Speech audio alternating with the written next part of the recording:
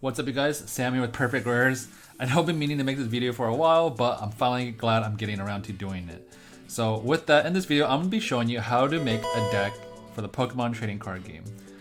This part's going to be broken into 4 bite-sized pieces, so buckle up. It's time to learning how to make this deck. So with that, the first piece is understanding that you have to have a core focus on your deck. So in this instance, I'm picking the big chonkers here, Pikachu VMAX, but what's better than 1 chonkers? Having 3 chonkers. But in order to make Pikachu VMAX, you need Pikachu Vs, because Pikachu VMAX evolves from Pikachu V.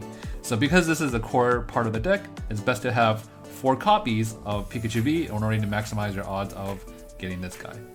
So putting that aside, the next part is to have supporting Pokemon. So other Pokemon such as Pikachu and Zekrom GX, as well as Vikavolt V, adds to the synergy with working with Pikachu VMAX in case you can't get these guys.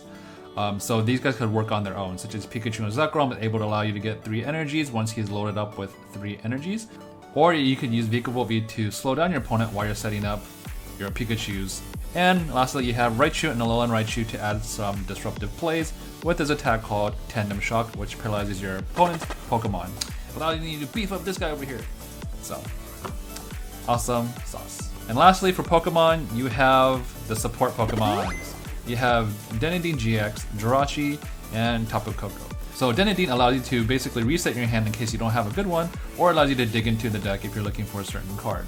So he's really useful because he allows you to draw 6 while discarding your hand, while Jirachi here allows you to also search your deck for a trainer card from the top 5 cards. And the last piece of the supporter, you have Tapu Koko. So if you have energies in the discard pile, you're able to send them to the Lost Zone and attach energies to any one of your electric Pokemon. Awesome. So typically when you build a deck, you will need about anywhere between 10 to even upwards of 15 and 16 Pokemon. And in this instance, we have 16 Pokemon only because we will make sure that we open A with Pikachu V, or we have any one of the supporting Pokemon, which allows us to start working on a Pikachu V. Alrighty, now let's move on to trainers. So most decks, especially in the Pokemon trading card game, are chock full of trainers. And usually more than 50% of the deck are just straight up trainer cards, only because they're all integral parts to get your deck going. But let's start off with supporters. So as I mentioned in an earlier tutorial, you can only use supporters once per turn. So broken down, we have 6 draw type supporters, mainly Professor's Research and Marnie. So Professor's Research allows you to draw 7 cards while discarding your hand, while Marnie allows you to shuffle your hand to the bottom of the deck to draw 5. And then we have 1 additional supporter, Cynthia and Caitlin, which is a tag team, but I'll get into that in a minute. But if you have an energy card in your hand, you're able to combo that with Tapu Koko to attach an energy from your discard pile to one of your Pokemon. So, and you get to draw 3 cards. Pretty nice. Next up for supporters, we also have disruptive supporters, or control supporters for that matter, such as Boss's Orders and Malo and Lana. So Boss's Orders is really simple. It allows you to pick one of your opponent's bench Pokemon and put it in its active zone in case they're just kind of hiding a little bit back there, and you're like, no, get over here.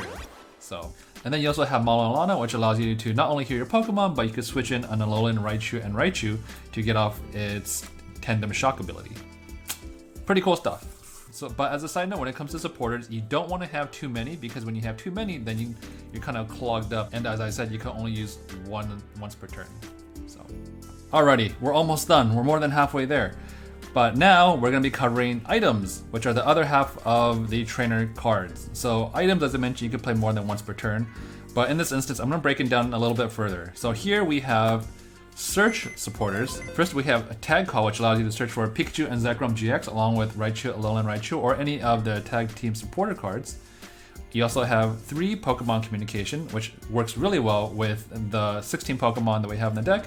And Quick Ball is just basically a necessity for any deck, since you can search for any basic Pokemon and add it to your hand. And those are it for search items. Next up, we have utility cards, which allows you to synergize with any of your Pokemon, such as Scoop Up Net. Switch is important in case you want to retreat any of your Pokemon without using their retreat costs. Or you also have Tag Switch and Energy Retrieval in case you're kind of running low on energies or you need to move energies around. So, and then Scoop Up Net works with Jirachi, so if it falls asleep after you use its ability, you can use Scoop Up Net to add to your hand, and you can switch a Pokemon from your bench to your active position. Much utility, guys! Next up, we have another control card, also known as Reset Stamp. So if your opponent has less prizes than you do, you're able to play Reset Stamp to shuffle their hand back in the deck, so you limit their options when they're trying to make their next play. And lastly, we have Pokemon support, such as Big Charm to make your PIKACHUs a little bit more chunky, and you also have Air Balloon to not only retreat your Pokemon essentially for free if they have a retreat cost of 2, or you can basically combo that with Raichu to get it off its Tandem Shock ability. Yay! And lastly, we have energies. So if you're beginning the game, you usually think like, oh my gosh, I need a lot of energies. Actually, as a matter of fact, you really don't. So when it comes to energies, you typically only need between anywhere of 8 to even upwards of at most 13 energies, depending on the type of deck you're playing. But in this instance, we kind of have the middle ground with 11 energies, 4 being speeding energies, and then the other 7 we have basic energies. So the speed energy is really useful because if you have a Pikachu V, you're able to attach a speed energy that allows you to draw 2 cards. So not only do you get an energy, you also get 2 more cards to do more plays. And then you have basic energies because they're basic. Cool. Alright, so as a recap, we end up with 16 Pokemon, 33 trainer cards, and 11 energies for the Pokemon trading card game. If you actually found this video informative, please give it a like. I love you all, and please also consider subscribing, where we also have awesome pack openings and also upcoming Pokemon battles, because they're gonna be epic. And I will see you guys in tomorrow, and we're gonna be playing and testing out this PIKACHU deck. Have a good one, everyone.